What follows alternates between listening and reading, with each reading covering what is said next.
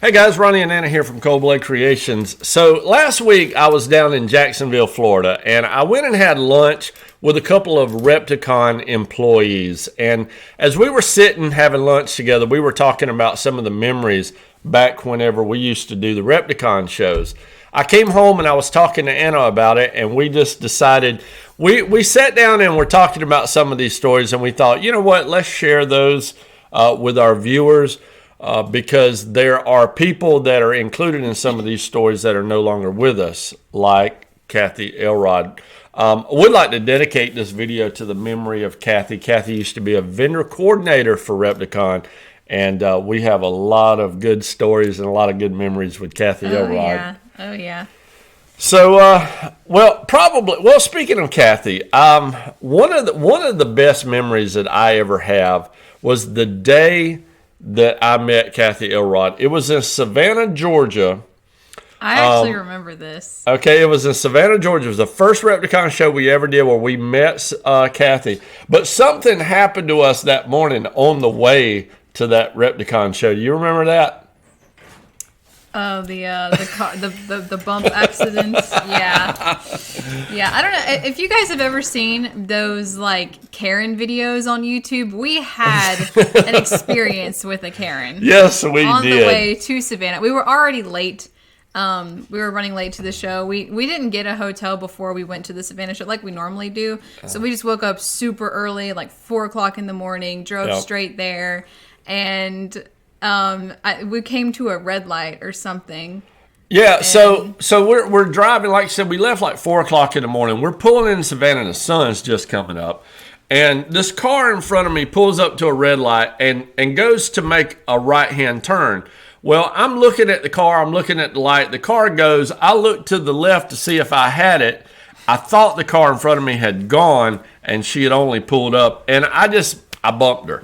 And it was the slightest of bumps, but you would have thought it wasn't bad. It just surprised me. I heard Mom like, stop! But you would have thought, when this lady got out of her car, you would have thought we plowed into the back of her at 55 miles an hour on the interstate. Oh my gosh, yeah. She carried on. She got out of the car, and I'm thinking, like, because I did hit her from behind, so I'm thinking I'm going to get a ticket. I don't really want to call the law out here if me and her can just kind of settle it. As soon as she got out of the car, started carrying on, I was like, nope, I'm getting an officer out here because, there's no telling what this lady's going to say. I need a police report, So I called 911. They sent an officer over. He comes over, and then he starts dealing with her. And she starts just going nuts.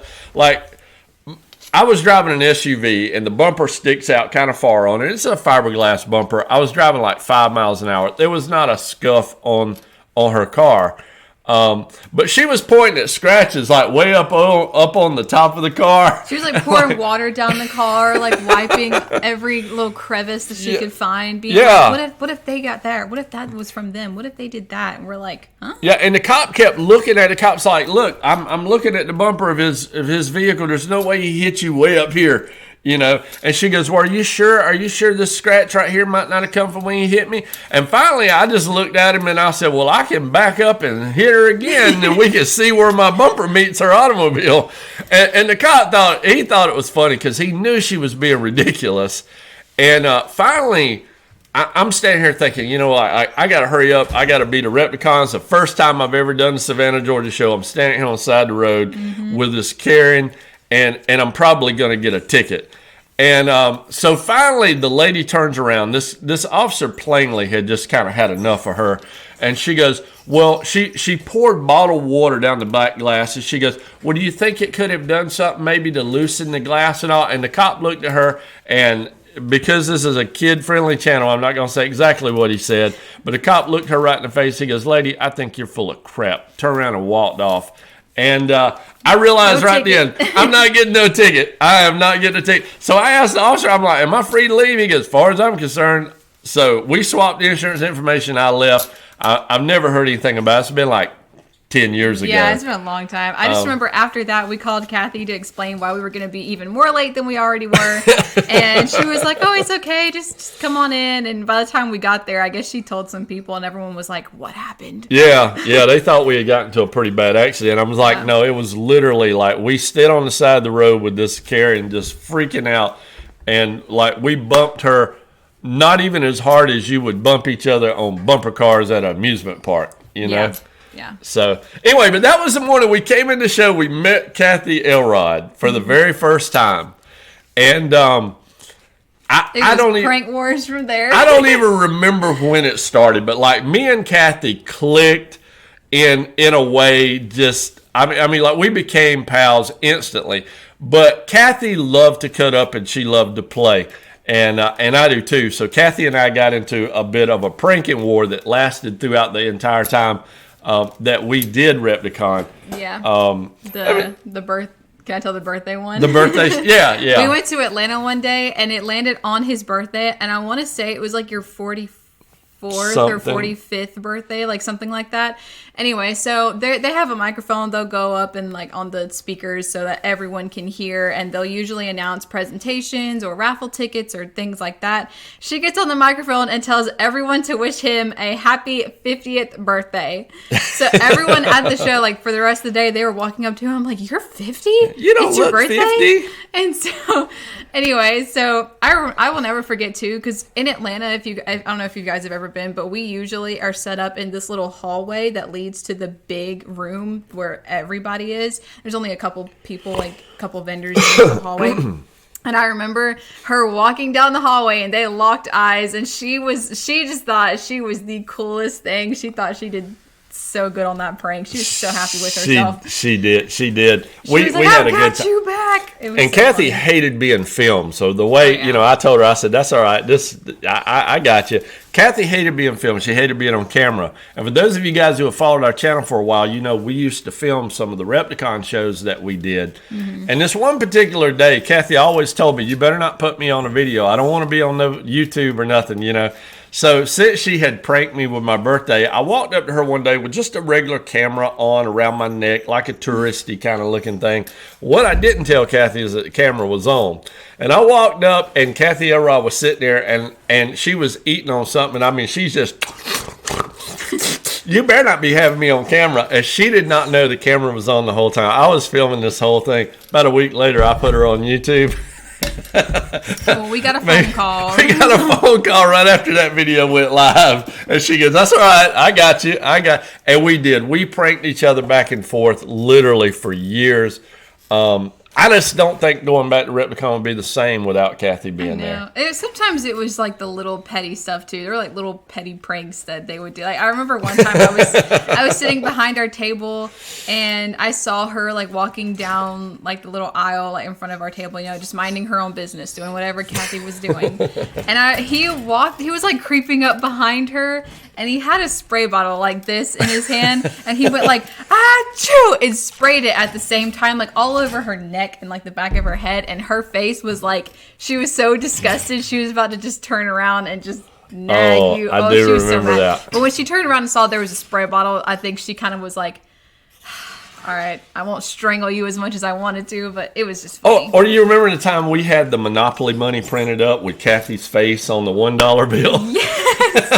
And we went around and passed them out to vendors. Yes, because at the end of the show, when like they collect money, like when you rent your tables and all that, we had all the vendors give her the Cathy Repticon money that we made. So, that was funny. Oh, I remember she came over to my table. She showed me one of those, and she was like, "Let me guess who was behind this little thing," So yeah, Cathy, we miss you. Those of you guys hear any scruffing and scratching going on behind us, we have a female Argus monitor that's currently trying to dig somewhere for eggs, apparently.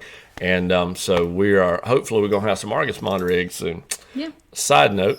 What else? Let me think. Other good stories that I remember from Repticon. I remember the time the retic. I was actually just about to say that. I feel like Atlanta has the craziest stories because Atlanta has the craziest people. Well, I don't know. I think Jacksonville's got the craziest people, but Atlanta's just...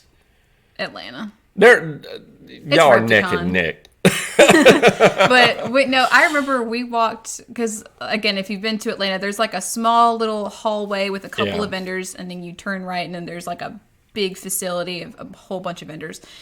And it's a 2-day show, so normally people kind of like leave their stuff there at night, and then they come back the next morning.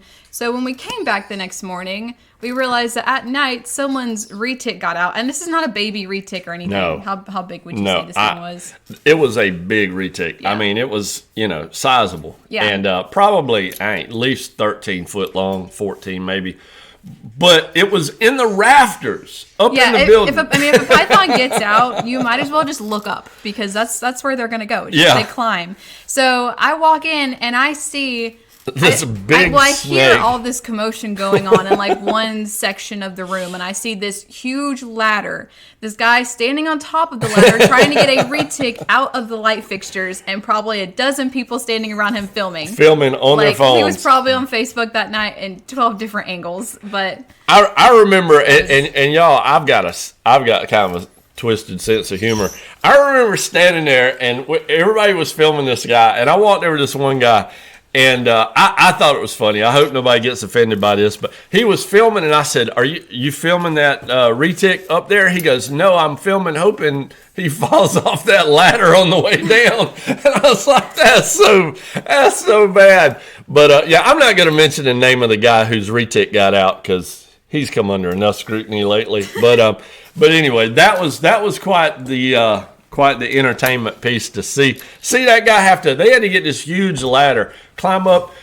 It's inside a fairground building at the Atlanta Repticon, and the inside, it's a metal building with the steel rafters, and this thing had gotten way up in the air into those steel rafters. They had to put a big ladder up, and the owner of it went up this ladder, and if he would have fell, it would have been a big deal. He was up there and unwrapped this big retic and bring it back down. But yeah, that was a heck of a good story. Mm-hmm. That was very interesting. Yes. So what else as far as things? Gosh, man, there's so many stories that we could tell from Repticon. I mean, we've done the shows for about 7 years. So well, this one wasn't technically at Repticon. I mean, it kind of involves Repticon, but it's that time that you went on the news.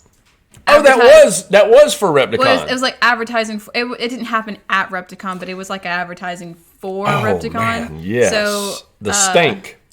Yeah, the bull snake. The funk. Yeah. I'll let you tell that story. Okay, so Repticon was just starting a show in Macon, Georgia. And we're from Georgia, so they were starting a show up in Macon. Cathy Elrod actually called me, and she said, "Hey, Ronnie, we're starting a show. We want to get a news segment going.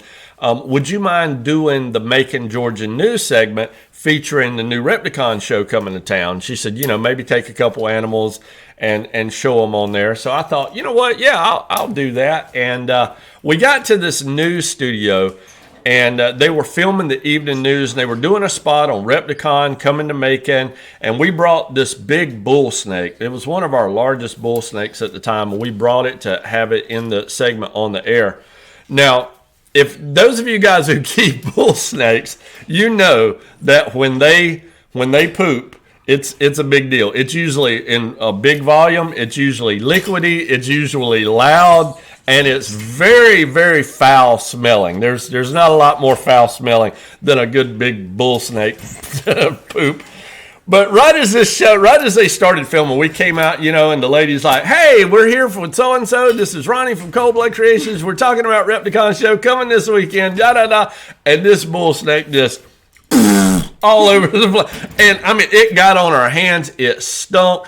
And I'm trying everything I can not to just bust a gut laughing. And that lady was such a professional.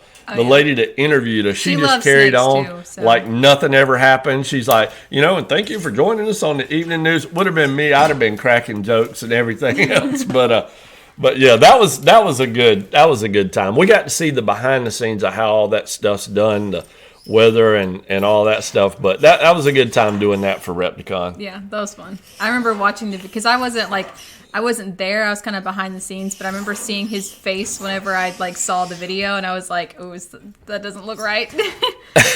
Man, when that thing let out that smell, I mean, it was just like, I thought they will never invite us back here again. But they were completely cool about it. The lady was like, hey, it's an animal. It happens. You know, we've had other animals on.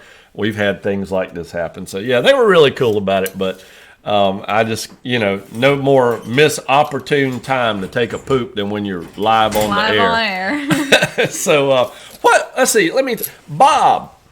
Bob King. The Bob. We got to tell the story. I say the Bob because we all wore those little vendor name tags, patch things, and so he always wrote the Bob. Bob was with he bred pythons. He was with a company called Beyond the Scale Reptiles, and Bob was like the most chill guy. He was from the north. I used to tease him. He was from the north. He listened to antique country music. I mean, like Hank Williams stuff. And he cut hair, and he bred pythons. And I used to just tease him. I'd say, you don't fit in any mold. Nobody's mold, you know. You're a heterosexual hairdresser that breeds pythons. You're from the north, and you like country western music. I mean, he just didn't fit in nobody's mold. You can't say he wasn't himself. No, Bob was himself. And he had such a classy wife. His wife was very classy, always looked nice. And they were a great couple. They did a lot of shows. Bob used to dress up as Santa Claus. I was thinking about that Christmas. During Christmas time at Repticon. They knew how to do Christmas. Yeah. And his wife was an elf. She was an elf, and he was Santa. And they would put like little Christmas stuff all over their tables. Yeah, they were just really cool people. Yeah, and very, very chill. So this was like the last person we expected for this to come from. We were in a brand new building. Repticon had just started a new building in Jacksonville, Florida, and it was a little fire station building. And so it wasn't very big. It was kind of small. Yeah, it was small, probably, I don't know, 100 square or 100 feet in any direction. But Bob was set up in the very back. Now, our booth was up near the front. We had a 4-table, like an island. We were up near the front door. Bob was all the way in the back corner of this room. And now, again, it's not a large room, but he's way back in the back. And all of a sudden, toward the end of the show, we hear this loud booming voice that says, shoplifter coming through, shoplifter coming through. And everybody in the show just pauses and turns around. And here comes Bob King holding this kid by the back of his shirt and is parading him through the show because Bob caught this guy shoplifting. He's walking him through like an inmate or like a prisoner being walked to death row. Yes. And Bob's shouting to everybody, shoplifter coming through, caught this kid shoplifting. People were filming. People were confused, not knowing what was going on. It was so funny. Oh, man. I mean, that's something that young man will never forget for the rest of his life. I'm sure he probably has never stole nothing again. No. That had to be humiliating. Hey, don't start nothing. There won't be nothing. But good for Bob, though. He needed to do that. He did. You know what? Bob might have kept that kid out of jail one day. He might have. He might have. So, anyway, Bob tossed him out of the show, too. He didn't even ask Repticon staff. Bob's like, you're out of here, pal. Yeah. Boom. Out. You're not coming back yet. But I think the Repticon, coordinators, they understand. Oh, yeah. They're like, okay. Oh, yeah. That's fine. It's time for you to go. Anyway, guys, that's a few of the stories we have. We had a good time at Repticon. We haven't been back to Repticon in about 3 years, but we are talking about, we don't vend shows, not because we have anything against any of the shows, but, you know, the bottom line is it's stressful doing shows. It's I don't particularly like having to pack up animals, travel, do shows, unpack, all the stuff that's involved, sleeping in hotel rooms. He has travel anxiety. Eating nasty food. Trying to get him to travel is hard enough as it is. I mean, you know, listen, there's no hotel in America that sells food worth eating. I hate traveling stuff. That's one of the main reasons why we don't do the shows. But we are coming back to Repticon Atlanta, at least to visit. We're going to come out. We made so many friends there. We're going to come back and just kind of come walk around, hang out, she and I, and see some of the vendors, some of the people. So perhaps maybe even this January. We may do it this coming up January. We'll be there probably on a Saturday and just kind of walk around and meet some people that maybe some viewers of this channel and see some of our friends that still vend the shows. Yeah, I think it'll be fun. Because we haven't been in about 3 years, and we went to almost every single Atlanta show for about 5 years straight. At least 5 years straight. So it's been a long time. We've met a lot of great people there that we just haven't seen in a while. So we kind of miss it. So that's right. We'll be back soon. All right. Well, that's it, guys. We hope you enjoyed kind of walking down memory lane with us. Hope you guys have had some laughs along with us. Thank you so much for watching. We'll see you soon in our next video.